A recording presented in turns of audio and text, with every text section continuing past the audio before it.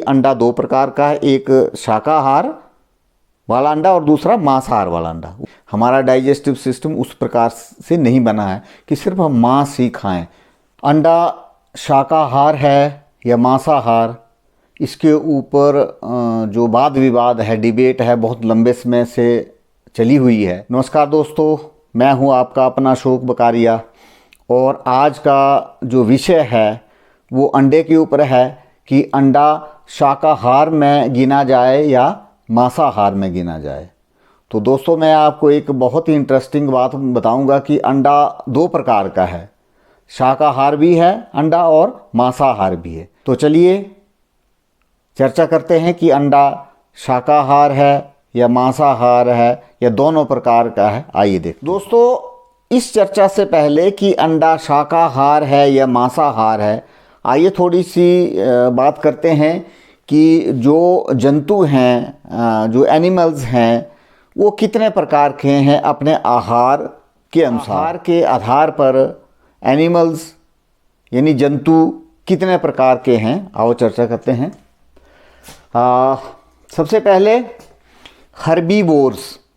Herbivores वो होते हैं जो पौधों को सीधा खाते हैं। हर्ब पौधा, पौधे से रिलेटेड है हर्ब। पहली प्रकार के जो एनिमल्स या जंतु हैं वो हर्बीवोर्स, या इनको हम वेजिटेरियन भी बोल देते हैं और हिंदी में हम इसको शाकाहारी की भी कह देते हैं। जैसे हिरण है, गाय, भैंस, खच्चर, घोड़ा, जंगली जैसे हाथी है, हिरण है, इस प्रकार के जितने भी जीव हैं जो घास खाते हैं या पेड़ पौधों की पत्तियां खाते हैं, उनकी जड़ें खाते हैं, वो हर्बीवोर्स हैं। और दूसरे प्रकार के ऐसे जीव हैं, ऐसे एनिमल्स हैं जो सिर्फ मांस खाते हैं, उनको हम कार्निवोर्स कहते हैं या नॉन वेजिटेरियन, हिंदी में मांसाहारी। जैसे शेर, बाघ, इस तरह के जितने भी जंतु हैं जो दूसरे जंतुओं को मार करके खाते हैं, उनको हम कार्निवोर्स कहते हैं या नॉन वेजिटेरियन या मांसाहारी कहते हैं। तो तीसरे प्रकार के जंतु वो हैं जो पेड़ पौधों को भी खा लेते हैं, फल फूल भी खा लेंगे, जड़ें भी खा लेंगे और दूसरे जीवों को भी खा लेंगे, तो उनको हम ओमनीवोर्स कहते हैं। जैसे बिल्ली है, वो खाना भी खा लेती है, कुछ फल भी देंगे तो थोड़ा बहुत फल भी खा लेती है। कुत्ता है, ये भी सर्वाहारी है। और मनुष्य भी इसमें इसी कैटेगरी में आता है, सर्वाहारी है। मनुष्य भी पेड़ पौधों से जो प्राप्त पदार्थ हैं, जितने भी, जैसे चावल हैं, गेहूँ हैं, दालें हैं, फल हैं, कंद हैं, ये भी खा लेते हैं और साथ में मांस भी खा लेते हैं। जैसे चिकन है वो भी खा लेते हैं, मटन भी खा लेते हैं, ये दूसरे प्रकार के जंतुओं का मांस भी खा लेते हैं। तो मनुष्य भी उसमें किस में आया, सर्वाहारी। लेकिन मनुष्यों में भी खाने को लेकर के तीन प्रकार के लोग हैं। मनुष्य जो है वो अपने आप को तीन कैटेगरी में रखता है। पहला, वो अपने आप को, कुछ लोग जो है अपने आप को शाकाहारी कहते हैं, जो पेड़ पौधों से प्राप्त पदार्थ भी खा लेते हैं और साथ में जंतुओं के द्वारा प्राप्त पदार्थ भी खा लेते हैं। यानी जंतुओं को मारते नहीं है, मांस नहीं खाएंगे, बाकी वो जैसे दूध पी लेते हैं, जबकि वो भी तो पशुओं से प्राप्त है, लेकिन वो अपने आप को वो उसमें शाकाहार में ही अपने आप को रखते हैं। दूसरे प्रकार का जो है वो ओमनीवोरस है। अब मनुष्य कार्निवोरस नहीं हो सकता, सिर्फ मांस ही खाए, ये संभव नहीं है। हमारा डाइजेस्टिव सिस्टम उस प्रकार से नहीं बना है कि सिर्फ हम मांस ही खाएं और दूसरे पौधों से प्राप्त पदार्थ ना खाएं, ये संभव नहीं है। लेकिन ओमनीवोरस में मनुष्य रहता है सर्वाहारी, यानी पौधों से प्राप्त पदार्थ भी खा लेगा और मांस भी खा लेगा, दूध भी खा लेगा, अंडे भी खा लेगा, वो अपने आप को सर्वाहारी कहते हैं। लेकिन तीसरे प्रकार के लोग आजकल जो नए प्रकार का इनका एक ग्रुप बना है, वो अपने आप को वीगन कहते हैं, यानी शुद्ध या कठोर शाकाहारी।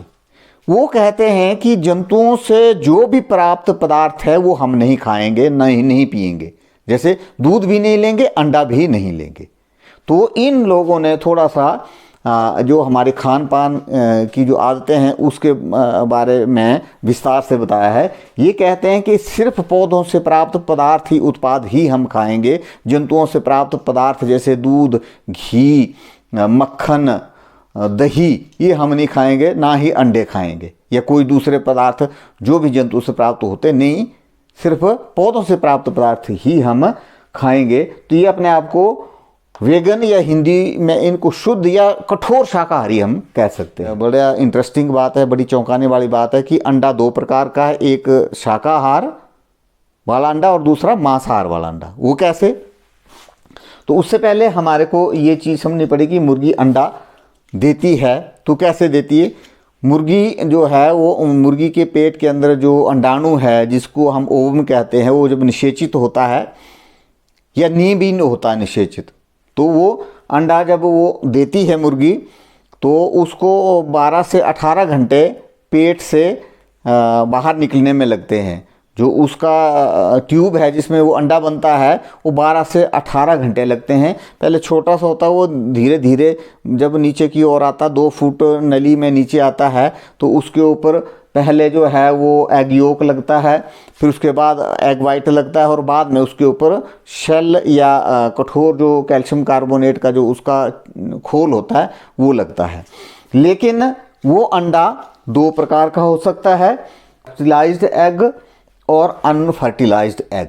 यानी अगर मुर्गे के साथ रहती है तो मेटिंग के बाद वो जो है वो फर्टिलाइज्ड एग देगी। उसके अंदर जो है मुर्गे का जो स्पर्म भी है, शुक्राणु भी उस अंडे के साथ मिलेगा। तो वो अंडा जब मुर्गी देती है तो फर्टिलाइज्ड कहलाता है। और जो मुर्गियां बिना मुर्गे के रहती वो भी अंडा देती हैं, लेकिन उनका एग जो है वो अनफर्टिलाइज्ड होता है, उसमें स्पर्म नहीं मिलता है, तो जाइगोट नहीं बनता है, तो वो अंडा क्या हुआ? अनफर्टिलाइज्ड। जैसे मैं आपको यहाँ बताऊंगा। तो ये अनफर्टिलाइज्ड अंडे कहाँ होते हैं? जैसे आजकल जितनी भी पोल्ट्री फार्म्स हैं उनमें सिर्फ मुर्गियाँ ही पाली जाती हैं, मुर्गों को वो नहीं पालते हैं, क्योंकि उनका व्यवसाय क्या है? अंडे जो हैं वो ज़्यादा से ज़्यादा अंडे हों कम खर्चे में। तो मुर्गे साथ में पालेंगे तो मुर्गा तो अंडा देगा नहीं, उल्टा वो क्या खाएगा? फीड खाएगा। और वो अंडे तो सिर्फ लोगों को खाने के लिए हैं, उनसे वो चूजे नहीं निकालना चाहते हैं। तो जो पोल्ट्री फार्म्स हैं उनमें मुर्गों के बगैर मुर्गियां पाली जाती हैं, तो वो जो अंडा देती हैं वो अनफर्टिलाइज्ड होता है। और जो जैसे हमारी देसी मुर्गियां होती हैं उनके साथ हम मुर्गे भी पालते हैं, तो मुर्गे के साथ जो मुर्गी रहती है तो मेटिंग के बाद वो जो अंडा देती है वो फर्टिलाइज्ड एग होता है। वो फर्टिलाइज्ड एग जो है वो मांसाहार में गिना जाता है, और अनफर्टिलाइज्ड एग जो है वो शाकाहार में। वो कैसे, मैं आपको बताता हूँ। जो मुर्गी मुर्गे के साथ रहती है तो उसमें जो मुर्गे के साथ जब रहती है तो मुर्गा मेटिंग करता है, तो उसके अंदर वो एग जो फर्टिलाइज हो जाता है। और फर्टिलाइज्ड एग जो है जब मुर्गी अंडा देती है तो वो धीरे धीरे वो फर्टिलाइजेशन के बाद छोटा सा भ्रूण उस अंडे के अंदर विकसित होना शुरू हो जाता है। और जब मुर्गी देती है तो छोटा सा भ्रूण जो है, ये एम्ब्रियो जो है, ये छोटा सा इसमें बन जाता है। तो ये छोटा सा बच्चा हुआ ना। तो जो मुर्गे के साथ रहती है वो अंडा कैसे देगी? फर्टिलाइज्ड। और वो अंडा कैसा होगा? वो एग कैसा होगा? मांसाहारी की श्रेणी में आएगा, मांसाहारी की श्रेणी में आएगा। और जिन मुर्गियों के साथ मुर्गे नहीं रहते, जैसे बड़ी बड़ी पोल्ट्री फार्म हैं, वो मुर्गे साथ में नहीं रखते, सिर्फ मुर्गी ही पालते हैं, तो वो जो अंडा देती हैं वो अनफर्टिलाइज्ड होती है, क्योंकि मुर्गा उनके साथ मेटिंग नहीं करता है। तो उनके अंदर कोई भी भ्रूण नहीं होता है, छोटा सा कहीं होगा, हाफ सेल होगी, वो रहेगा, लेकिन वो भ्रूण के रूप में विकसित नहीं होगा। तो वो अंडा क्या हुआ? शाकाहार।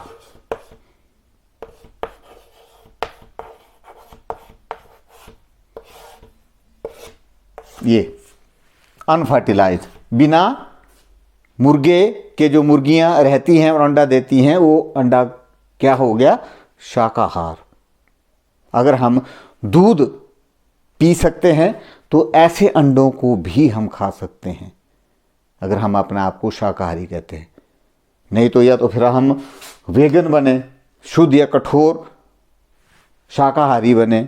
अब हम कह सकते हैं ना हम दूध पीते हैं या दूध के उत्पाद खाते हैं और ना ही हम अंडा खाते हैं, तो हम वेगन हो गए। लेकिन मैं इसको आपके लिए नहीं कहूँगा कि आप वेगन बने, क्योंकि मनुष्य जो है, अगर ऐसे मनुष्यों में बहुत सारी डेफिशिएंसीज रहती हैं, न्यूट्रिशनल डेफिशिएंसीज रहती हैं, मतलब उनमें कुपोषण की ज़्यादा संभावना रहती है। तो मनुष्य को कैसा होना चाहिए? सर्वाहारी हो, मतलब मार के नहीं खाए, बेशक वो पाप पुण्य वाली बात अलग सी है। हम यहाँ विज्ञान की बात करते हैं, तो वैज्ञानिक आधार पर मैं ये नहीं कहूँगा कि वीगन बनना चाहिए, लेकिन कुछ बनते हैं। हर कोई इस दुनिया में आया हो अपने तरीके से जी सकता है। तो वीगन अगर हम हैं तो कुछ नहीं खाएंगे, लेकिन अगर हम अगर हम अपने आप को शाकाहारी कहते हैं, तो हम जो अनफर्टिलाइज्ड एग है, यानी जो पोल्ट्री फार्म से आता है, आजकल दुकानों में मिलता है, उसको हम खा सकते हैं, क्योंकि वो अनिषेचित है, उसके अंदर कोई भ्रूण नहीं होता। वो जैसा दूध है उसी प्रकार से वो भी एक एनिमल प्रोडक्ट है, क्योंकि दूध भी तो एनिमल प्रोडक्ट है ना, वो भी तो गाय भैंस से बकरी से हमें प्राप्त होता है। उसका सोर्स क्या है? जंतु हैं, एनिमल्स है ना। तो दूसरा जो है फर्टिलाइज्ड एग है, जो देसी मुर्गियां हम पालते हैं घर में, मुर्गा भी उनके साथ होता है, या पोल्ट्री फार्म में भी जब वो चूजे पैदा करना चाहते हैं तो वहाँ वो मुर्गे के साथ मुर्गियों को रखते हैं, ताकि उनका एग जो है फर्टिलाइज्ड हो, निषेचित हो और आगे वो चूजे पैदा कर सके। तो मित्रों, जब मुर्गी अगर जो मुर्गी मुर्गे के साथ रहती है, तो उसका जो फर्टिलाइजेशन जब होता है तो उसके 12 से 18 घंटे के बीच में अंडा मुर्गी देती है। तो जब अंडा देती है 12 से 18 घंटे के बीच में, तो वो जाइगोट जब बनता है ना, फर्टिलाइजेशन के बाद जाइगोट बनता है। जाइगोट जो वो विभाजित होना शुरू हो जाता है, 1 से 2, 2 से 4, 4 से 8, 8 से 16, इस प्रकार से हजारों कोशिकाएं बन जाती हैं जब अंडा मुर्गी देती है। और जब मुर्गी अंडा देती है तो फिर उसके बाद जो चिक की डेवलपमेंट है, चूजे की डेवलपमेंट है, वो रुक जाती है, क्योंकि बाहर का तापमान जो कम होता है। उसके बाद इंक्यूबेट करना पड़ता है अंडे को, वो मुर्गी खुद भी कर देती है। कई बार हम मशीनों में भी वही तापमान 37 से 38 डिग्री सेल्सियस का मेंटेन करते हैं। तो उसके बाद उसमें जो है वो 21 दिन के बाद, 3 हफ्ते के बाद वो चूजा जो है वो बाहर निकलता है। तो जो फर्टिलाइज्ड एग है, यानी जो मुर्गियां मुर्गों के साथ रहती हैं, वो जो अंडा देती हैं, उसको हम मांसाहार